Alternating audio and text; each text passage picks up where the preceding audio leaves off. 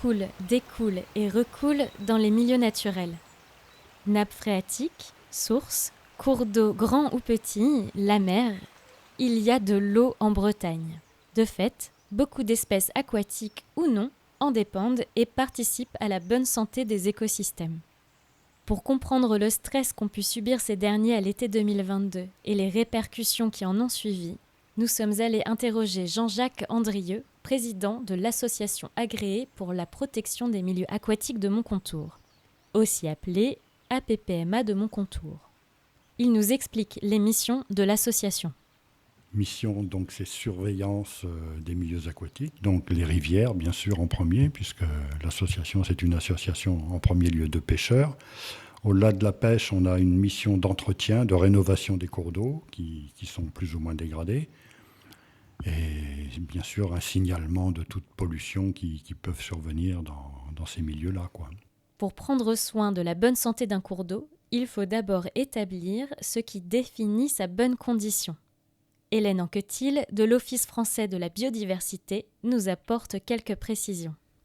Donc un cours d'eau se définit par plusieurs paramètres, on va dire, qui sont essentiels pour son fonctionnement. D'une part, sa forme, ce qu'on appelle sa morphologie.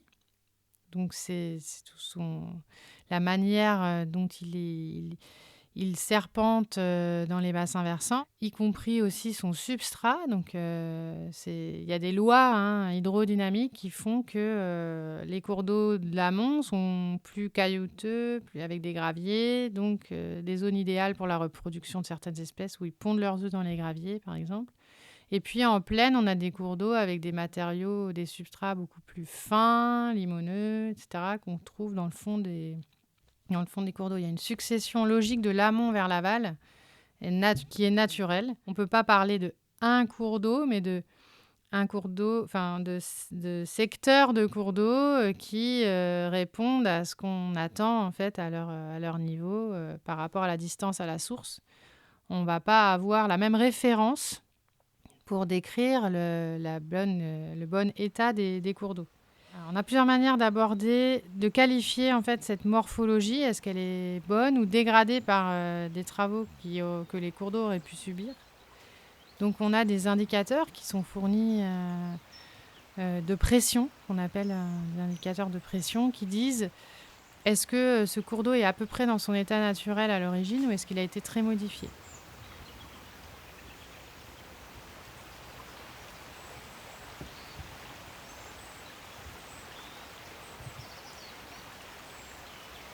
La morphologie est déterminante pour toutes les interactions hydrauliques que le cours d'eau peut avoir avec son environnement, avec son bassin versant, avec ses zones humides latérales. Donc avec une mauvaise morphologie, on ne peut pas restaurer les fonctions que normalement un cours d'eau naturel assurerait. Et tous les services aussi que ce cours d'eau pourrait rendre, ne sont plus opérationnels.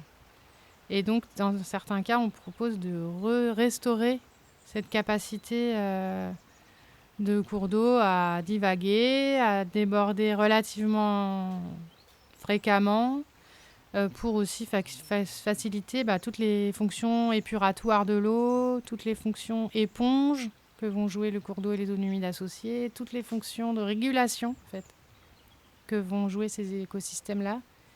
Elles seront majorées sur les cours d'eau en bon état morphologique. Plus les cours d'eau sont en bon état de préservation, plus les espèces vont pouvoir migrer à des moments clés pour trouver de refuge dans des milieux plus favorables. Alors la limite de ça, c'est que les cours d'eau en aval, certes il reste de l'eau, mais est-elle en qualité suffisante pour héberger les organismes aquatiques ? Ce n'est pas forcément le cas, puisque qui dit sécheresse dit augmentation des températures. Et pour certaines espèces qui sont intolérantes à la chaleur, elles peuvent se retrouver en conditions de stress physiologique vraiment important pour aller jusqu'à la mortalité. Y compris aussi quand on a des baisses de débit, on a des baisses de vitesse de courant. Or, les poissons utilisent le courant pour s'orienter, pour se nourrir, pour tout un tas de fonctions vitales. Et il se peut que le courant soit si faible qu'il ne puisse plus trouver cet endroit habitable. On parle d'habitat pour les organismes vivants.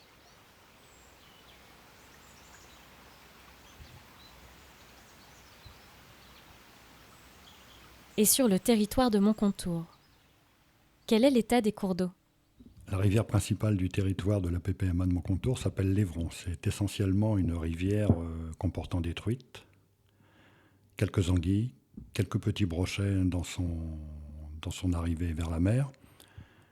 Et depuis quelques années, on comprend bien que cette rivière a quelques problèmes au niveau de la quantité d'eau disponible, du fait de les sources débitent de moins en moins et à des périodes de plus en plus restreintes.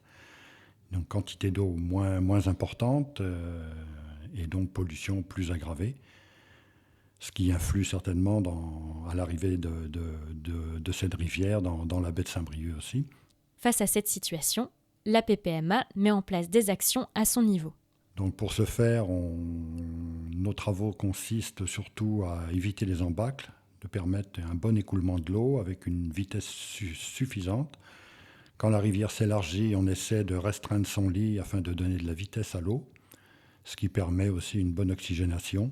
Alors la suppression des embâcles consiste à enlever de la rivière tous les gros obstacles qui ne permettent pas une bonne continuité de la vitesse de l'eau. Un arbre qui tombe dans la rivière et qui se met en travers de la rivière. Un morceau d'arbre qui tombe dans le sens de la rivière n'est pas gênant pour la vie de la rivière. Au contraire, il permet les cages des poissons, un peu leur nourriture, mais un arbre qui est en perpendiculaire à la rivière, il faut absolument l'enlever. Ou alors le déplacer à ce qu'il devienne dans le sens de la rivière. Donc l'entretien de la rivière et le fait de retirer les embâcles permet aussi à la rivière d'aller plus vite dans son cours, ce qui aussi évite que la rivière monte trop en température, ce qui peut nuire aussi à la qualité de reproduction des poissons.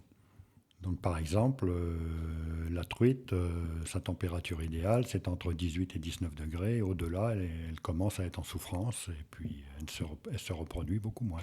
Le débit joue sur la température, mais il joue également sur l'oxygénation, ce qui, là encore, n'est pas sans effet. L'oxygénation, c'est la vie des poissons. Une eau sans oxygène, le poisson ne vit pas, le poisson meurt. Donc quand la rivière tend vers la sec, moins de débit, moins d'oxygénation, moins de vie aquacole. La PPMA ne travaille pas seule. Elle agit aux côtés d'autres acteurs. Disons qu'on travaille avec plusieurs acteurs. Déjà, les pêcheurs sur le terrain nous signalent à nous, les représentants du bureau local, toute anomalie qui peut survenir.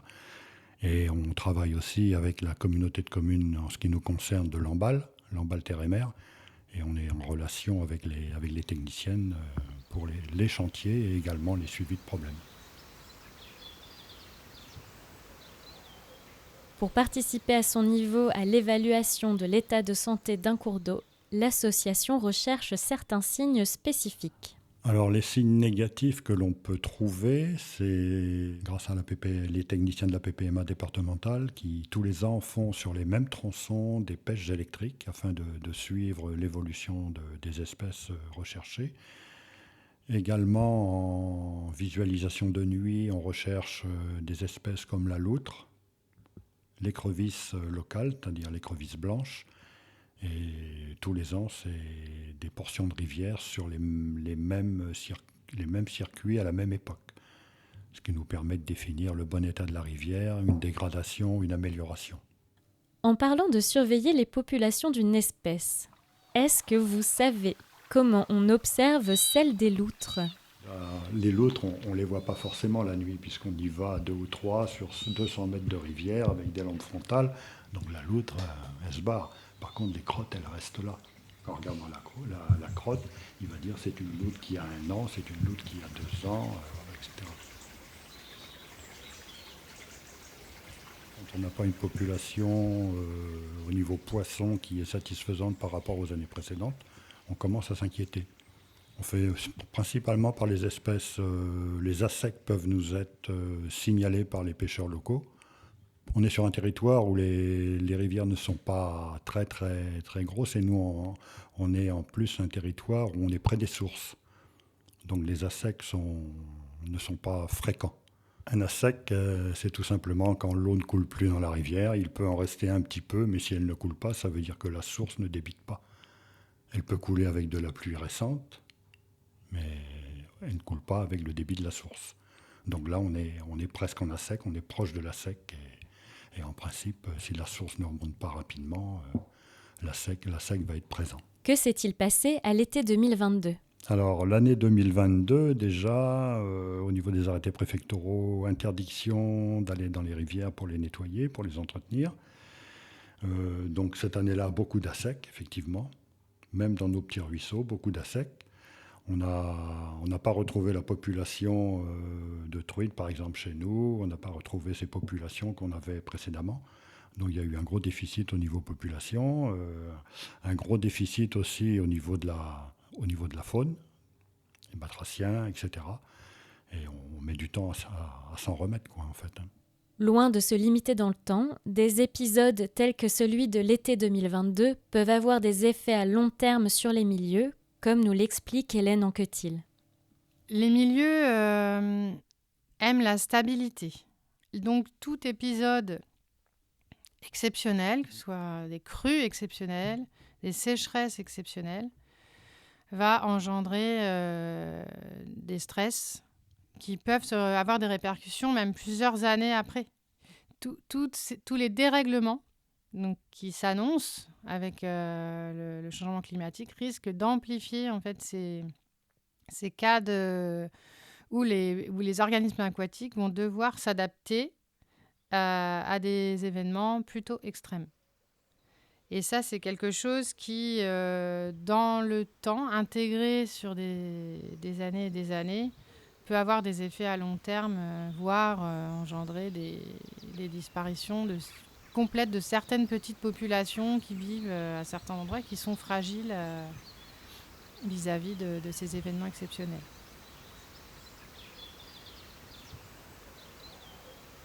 Face à de tels effets, une prise de conscience s'est opérée. Cet épisode de 2022 a quand même permis, au-delà du technique, une prise de conscience de beaucoup de pêcheurs. Ce qui n'est pas négatif non plus, au niveau d'un respect de l'animal pêché, quoi, en fait, de la truite, au niveau de toute chose, quoi, en fait. Et le fait que les médias ont quand même tambouriné que ça allait certainement se reproduire d'année en année, il y a eu une prise de conscience au niveau de la nature, en fait, quoi. On ne peut plus pratiquer ce loisir pêche comme on le pratiquait il y a 10 ans ou 15 ans. Il fallait être plus respectueux, peut-être aller pêcher moins souvent, mieux pêcher. C'est en cela que la prise de conscience a été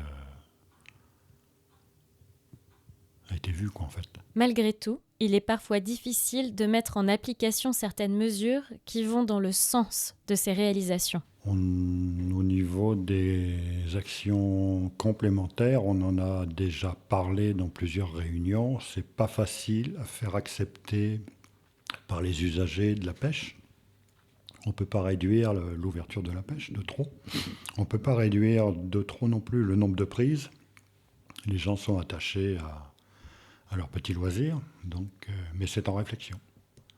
Aujourd'hui, on a le droit à 6 truites par jour de pêche. Sur la période de deuxième samedi du mois de mars jusqu'à mi-septembre. Oui, en ce qui concerne la truite, il y a la taille de la truite qui est en discussion. Pour l'instant, majoritairement, on est à 23 cm pour une prise minimale. Quand je suis arrivé président, moi, à mon contour, on était à 20 cm. Alors, la truite, 23 cm, on ne sait pas si elle a reproduit une fois. On sait que, par contre, la truite de 25, on sait qu'elle a au moins 4 ans et elle a donc reproduit une fois. C'est ça qui est important, c'est la reproduction. La truite qui était prise à 20 cm, on était certain qu'elle n'avait jamais reproduit. Donc ça aide aussi à la raréfaction du nombre de poissons dans la rivière. Dans les rivières à truites, nous, à notre niveau local, on aide aussi au repeuplement en lâchant 5500 alevins tous les ans dans le secteur, quoi, en fait. Et on sait que 5500 alevins, au bout de 4 ans, il va en rester entre 10 et 12% de truites adultes. Il faut bien que le héron se nourrisse aussi. Ça fait partie de la chaîne alimentaire, ce qui fait potentiellement un nombre de 500 à 600 truites pêchables et reproductives.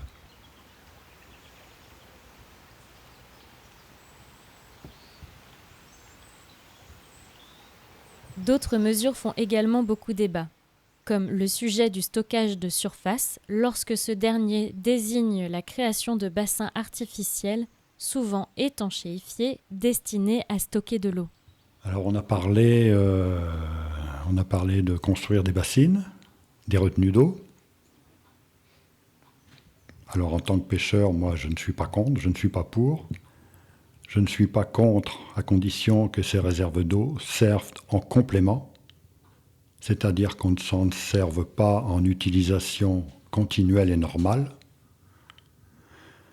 Une bassine doit servir, une fois qu'en période de sécheresse, les quotas seront définis pour l'agriculture ou même pour l'industrie, cette bassine servira à compléter ce qu'auront pu avoir et l'agricole et l'industriel. On ne prend pas l'eau de la bassine en continuel pour un usage continuel. On le prend en exceptionnel pour compléter le quota manquant en période de sécheresse. Là, elles seront utiles. Ce qui a été fait dans d'autres pays comme l'Espagne fait craindre un très fort risque de maladaptation. C'est-à-dire qu'au lieu d'apporter une solution durable au changement climatique, cette solution puisse entraîner à long terme une aggravation des vulnérabilités, des impacts néfastes pour l'environnement et des blocages à la mise en œuvre de meilleures options d'adaptation. Ils sont en train de faire je ne sais quelle culture là, qu'ils exportent par bateau en Chine et à Dubaï, pour les grandes fermes de Dubaï et de Chine. Ils ont asséché la rivière qui descend des Pyrénées. Donc, les bassines, c'est pareil, ils ont fait des bassines. Et ils ont tellement fait des grandes bassines que celui qui faisait 100 hectares de culture, il en a fait 150 hectares parce qu'il y avait la bassine. C'est pas le but de la bassine, c'est ce que je viens de dire. Le but, c'est pas de multiplier la production parce que tu as de l'eau dans la bassine. Donc voilà, quoi. Si on fait la même chose ici en France, je vois pas l'intérêt, quoi. Et ça va nuire au milieu naturel. Si le changement climatique souligne les enjeux quantitatifs de la gestion de l'eau concernant les milieux, il met aussi en lumière les enjeux qualitatifs. S'il y a une répétition de ces épisodes identiques à 2022, il est bien évident qu'il faudra se pencher en premier lieu d'abord sur la qualité de l'eau des rivières et des ruisseaux. Et pour cela, il est bien évident qu'il faudra de plus en plus avoir des rejets qui soient de plus en plus qualitatifs, même si on les appelle des rejets, notamment au niveau des stations d'épuration, parce qu'on ne peut pas rejeter n'importe quoi dans un minimum de débit. Dans un maximum de débit, c'est dilué, dans un minimum de débit, c'est pas dilué, et c'est d'autant plus préjudiciable à la qualité du milieu.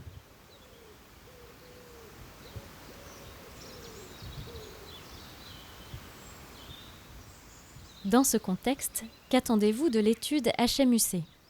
Alors l'étude HMUC va permettre de définir en cas de canicule, en cas de sécheresse, va permettre de définir la bonne utilisation de l'eau, et en qualité et en quantité.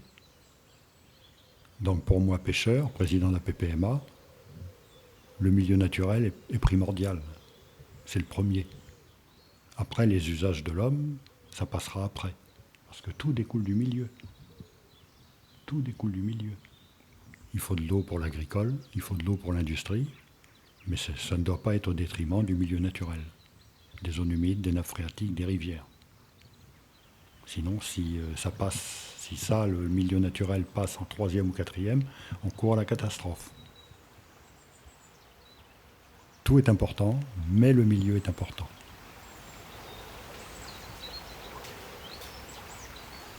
Ce podcast a été réalisé par Soisic et Marion Bourris dans le cadre de l'étude Hydrologie, milieu, usage et climat, portée par le syndicat mixte de la baie de Saint-Brieuc sous l'égide de la commission locale de l'eau de la baie de Saint-Brieuc.